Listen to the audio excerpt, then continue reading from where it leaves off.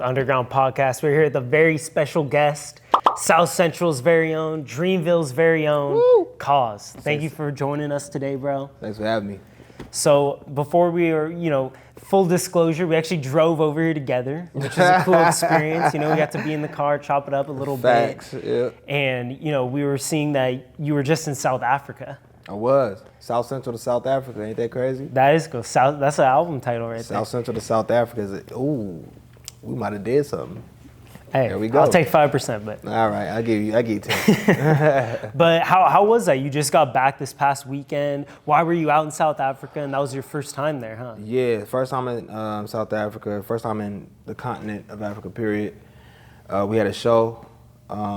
There's a festival called Rockin' the Daisies, so we had a show in Cape Town, and we had a show in Johannesburg. They call it Josie. Okay. So yeah, it was dope. Shout out to Boz, shout out to the Fiends, and shout out to Von as well. He helped curate the lineup, and I was one of the names that got popped up because of my boy. And we went out there and turned that shit up, man. And yeah, it was surprising how many people actually knew my shit, our shit as well too. But like, when I'm there, I'm thinking about me, obviously.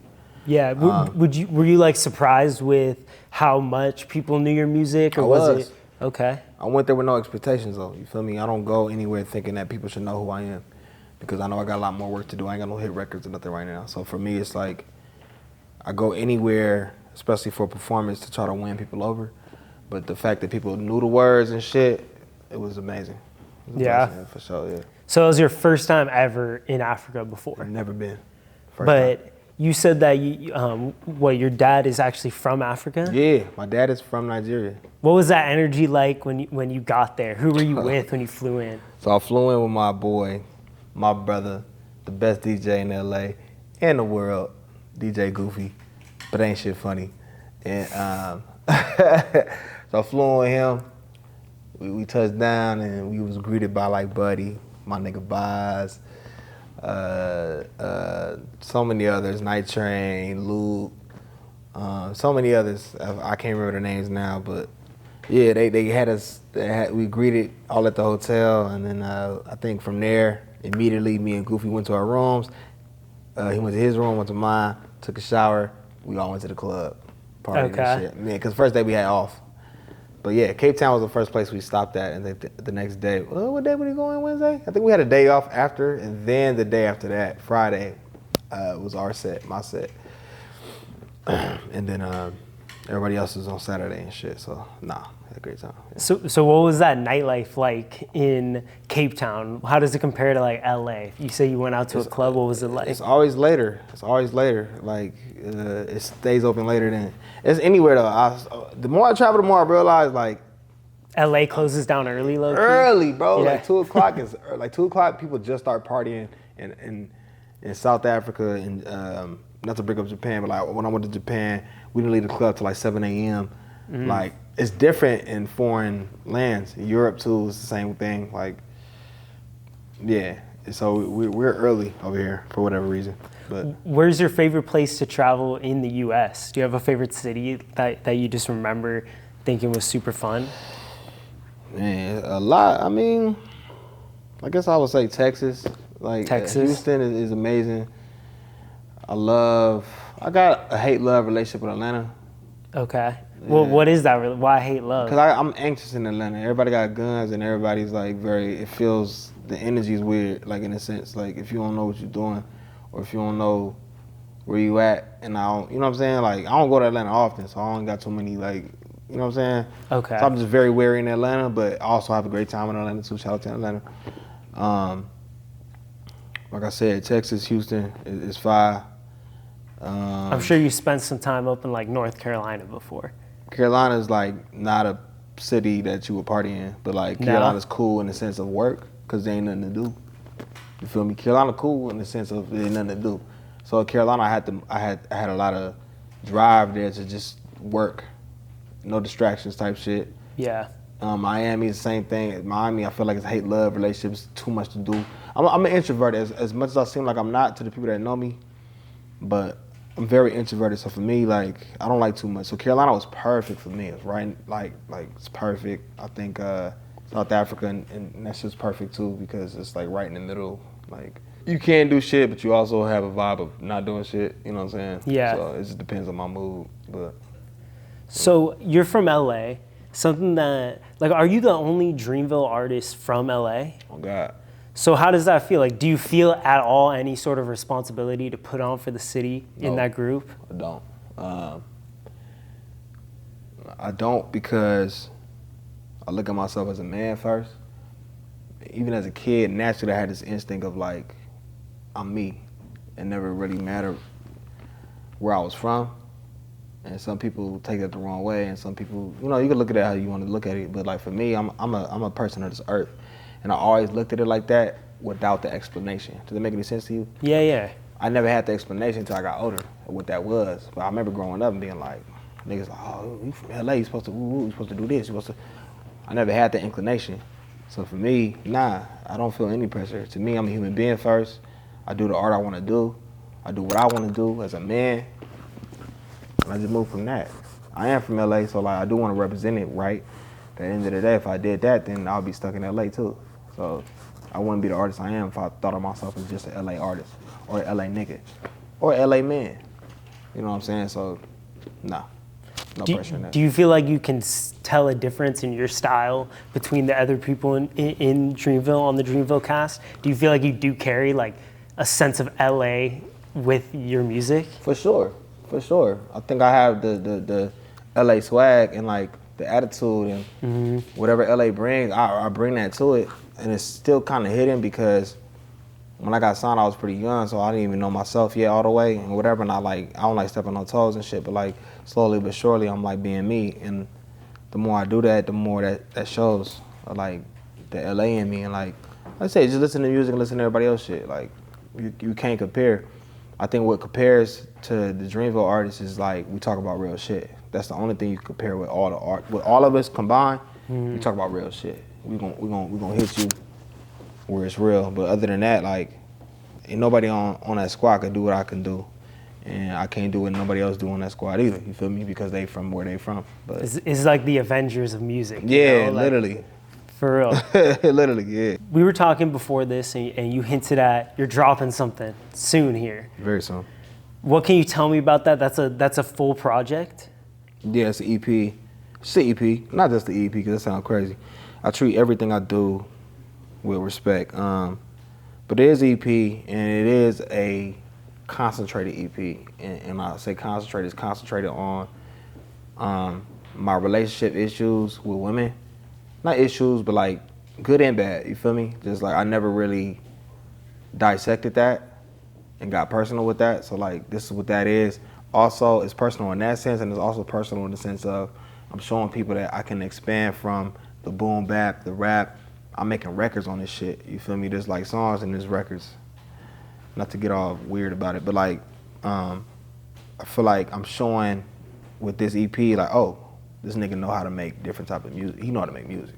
I'm an artist. I want to show I'm an artist on this project. I'm not just no rapping ass nigga. Like I could rap, duh. What else can I do? You know what I'm saying? Like if I want to last in this shit, I want to show I can do everything else. So I think with this, I'm showing that. And the ones who are stuck in the mindset or the ones who want to keep me in a box ain't gonna like it. I mean they will because good music is good music. But if you dumb and want to be ignorant, you ain't gonna like it. But yeah, I think it's gonna do well. So. For an artist like yourself, when you have a project like this coming up, what does the rollout strategy look like? Like, do you have music videos ready for this? Or do you have any special appearances or anything that you're doing in preparation for it? Who knows, bro? It's so hard to like, I don't know. Like for me, like yeah, I think the main thing, like that's the main thing you can do is just have videos prepared and interviews and explain where you come from or explain the meaning of the project and all that shit. It's hard to come up with new concepts for rollouts. So if you are genius enough to come up with new ideas for that, like dope, you know. And I have my ideas and sometimes I get discouraged, but I don't have a set like a set strategy. I don't have a set answer for that, to be honest with you. Like for me, yeah, we got videos ready and shit, and we know what videos we want to shoot, and I know how I want to look on this shit. I know how I want it to be perceived. So that's the main goal. But this day and age of music is so weird, man. It's just hard to like, I don't know. People just want consistency. Nobody really, the attention span is so short, man. It's just like, look good, sound good, let's see what happens. Yeah. What is the project called? It's called I Love Cody. I Love Cody, that's your real name, right? Yeah, it's called I Love Cody, and it's called I Love Cody for multiple reasons. I actually was gonna call it I Love Hate.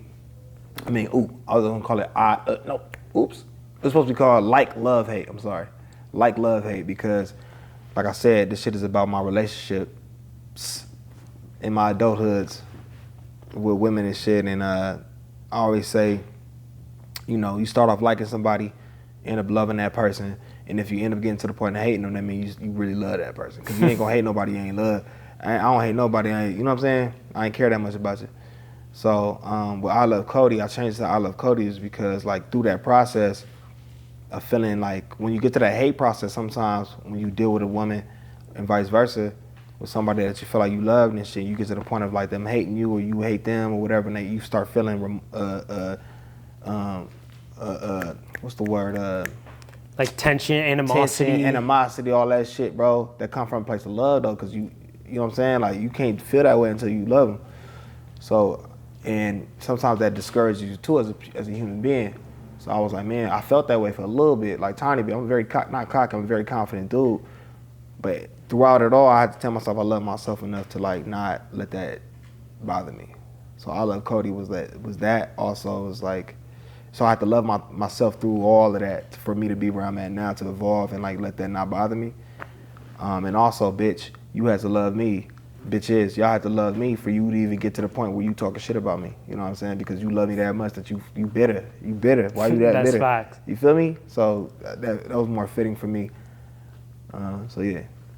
All right, well, I want to play a little game with you. I have some stuff prepared. I don't like games.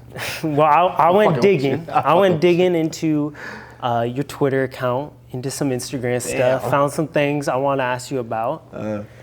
So let me bring some up here. So we got some photos here to start. Oh my God. Now this is actually you with somebody who's a friend of Underground Magazine. My nigga. So do you recognize this photo? Do you remember it? Yeah, that's at his crib. That's his mama crib, his old crib. They don't even live there no more. My nigga Mees. Shout out to my nigga Mees. The date, at least, that you posted this was 2014. Yeah. The year 2014. What was going on in your life in 2014, and how did Mees and you end up coming together and being friends like this? Yeah, so I met Mees when I was like 17. We was both flunking at El Camino Community College.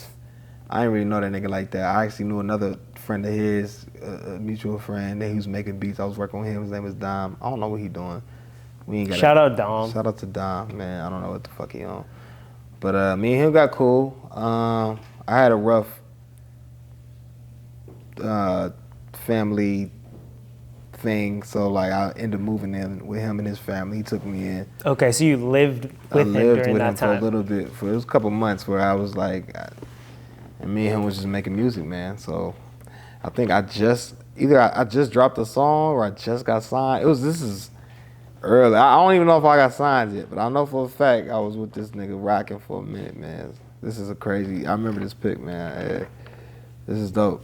We was young, 19, 20. All right, well, I got another one for you. This is a screenshot of one of your tweets, the recent one here. I want you to explain that a little. Single but off the market, leave me alone. Dead ass. Like I said, I think I've been off and on with relationships with different people since I was like 19. And I remember like I got to the point of getting signed with no distractions, no woman in my life. So I was like, I'm single. And like I'm off the market. I don't care if I'm single. I don't want to go on no dates.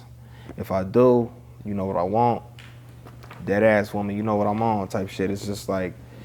Is this your current mentality? This was like a month right ago. Now. Nah, this is right now I'm dead ass. Like, I have no girl. I don't want a girl right now. I don't care who you are. It could be fucking Rihanna. Oh, never mind, cause you know No offense. It could be whatever, you know what I'm saying? You know what I mean? It could be the prettiest girl on the planet. I don't want a girlfriend right now. I'm not mentally there. I'm on a mission, so leave me alone. Okay. We can have some fun though. That's about it. Here's another tweet here. The tweets. That I thought was pretty funny. Niggas saying I still got it like I'm 30 years old or something. Like that brought up that something shit had in my me mad. mind. Like when I think of Dreamville, because of J. Cole, I think like somewhat older artists. Yeah. That's what I always think, but you're actually the youngest I'm the youngest artist on the member, on the team, yeah. Okay, so is this a common I'm still in my occurrence 20s. Yeah, you're still in your 20s. Is it a common thing where people think that you're older than you are? Yeah, because if people listen to my music, it's all, the people that fuck with me. Like the ones who got me tatted and shit, they listen to my deep, fucking depressed songs. Like it's deep shit. You know what I'm saying? So like you wouldn't think a 21-year-old is talking about, I always had dreams of being, you know what I'm saying? Bing, boom, bop, you know what I'm saying? So for me, it's like, they be thinking I'm older than what I am because of the maturity or like the pain or whatever they think. But I got a lot of layers to me. So like, I said that because we dropped that mixtape, the DJ Drama mixtape this year. And so niggas was like, I did the, whatchamacallit freestyle. I had the me and G Perico on Reason song. Just kind of fun song, me just talking shit, whatever. They like, oh my God, I couldn't believe I was rapping like that. And I'm like, y'all niggas is forgot. I could really rap my ass off. You feel me? I took a little time off. But yeah, it's just funny, man. It's funny. They be thinking I'm older because of the wisdom, and it's like, nah, I'm a young cat. Even 30 not old. Like that's me being funny. That's me being funny, taking shots at the 30-year-olds. Man, I'm about to be 30 soon too, so I'm creeping up. You ready for it? Oh yeah, I feel better than ever. The older I get, the wiser I get. That's all that matters to me, man. I'm only getting sexier too, so. All right. Hair getting longer. Hair getting longer, looking good. I'm looking good, baby. I feel great. So I ain't tripping off no age. Age don't exist to me, man. All right, well, I got one more for you here. This is another old photo I found deep in the archives. This was you 92.3, like in 2015, I think it was, maybe 2014. Damn. Do you remember this? You were with Letty from the Brown Bag podcast. I remember Letty, this E, Corey C, my nigga Mees, my nigga Michael Almighty. I can't tell who's right next to me. This picture's a little blurry, but I know this is Matt McNeil. That's DJ, he's the homie, I forget his name. Oh, I feel bad. And it's two people that I haven't named. We'll tag them, I'll find them. Yeah, I'm sorry, y'all. But yeah, I don't remember this exact day, but I remember these folks, man. You remember, like, was that a big part of your come up, like hitting radio stations? Is that something that you still like doing? That was the thing back then. I think people still do that shit. Like I still my plan was to still go on radio stations and talk and do freestyles and shit. That's still part of the plan, but does it matter now? Because you think about like niggas like NBA YoungBoy, he don't do that shit. You know what I'm saying? He's huge. He sells. He's making millions. It's more of like a novelty thing, I think. Almost like the magazine, a music magazine. Yeah, it's like go on the radio, it's an experience. Yeah, you know? yeah. It's something that you look at as a kid. We was like, damn, that's dope. Like I think it's just something that like it's tradition. So, but does it make or break you? Nah, not anymore. I wouldn't say that. No offense to the radio folks. Like I still respect it. I still have love for it. But I'm at a state where I'm like, man, you gotta get it cracking. Well, let's get it cracking. You got I Love Cody coming out. Yep. All right, well, y'all heard it first here. Underground Magazine. Cozz, thank you very much for joining us. I appreciate your time. Thank you for having me. We got a dope magazine coming out here shortly, and we're out. Thank you very much. My dog.